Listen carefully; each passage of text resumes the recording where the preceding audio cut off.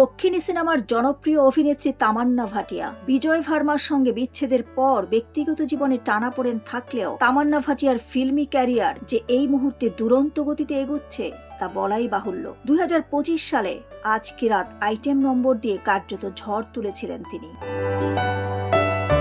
এবার পারিশ্রমিকের অঙ্কে রীতিমতো তাক লাগালেন এ নায়িকা। মাত্র কয়েক মিনিটের নৃত্য পরিবেশনার জন্য তিনি নিয়েছেন কোটি কোটি রুপি। বিদায়ী বছরের শেষ সন্ধ্যায় গোয়ার সমুদ্র সৈকতে তার পারফরমেন্স ঘিরে তৈরি হয় তুমুল উন্মাদনা। আজ কি রাত গানে ঝড় তোলা তামান্না ভাটিয়া সম্প্রতি গোয়ার এক জমকালো অনুষ্ঠানে নৃত্য পরিবেশন করেন। ভারতীয় সংবাদ মাধ্যমগুলোর প্রতিবেদন অনুযায়ী এই অনুষ্ঠানে মাত্র 6 মিনিট মঞ্চে নেচে তিনি পারিশ্রমিক নিয়েছেন 6 কোটি রুপি, অর্থাৎ প্রতি মিনিটের জন্য পেয়েছেন 1 কোটি রুপি।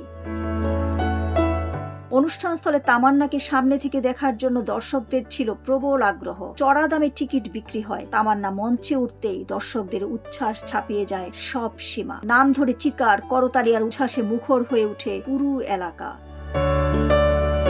মঞ্চে তার সঙ্গে উপস্থিত ছিলেন পাঞ্জাবি অভিনেত্রী সোনম বাজওয়া, জনপ্রিয় ডিজে চেতন সহ আরো বেশ কয়েকজন শিল্পী। তামান্নার পারফরমেন্স ঘিরে ছিল আলাদা আলোচনাও। ব্যক্তিগত জীবনে গেল বছর বিচ্ছেদের খবর শিরোনামে থাকলেও পেশাগত জীবনে থেমে নেই তামান্না।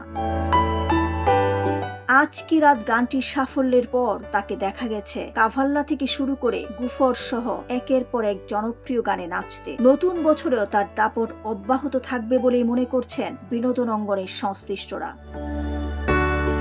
ডেস্ক রিপোর্ট, সোনালী নিউজ।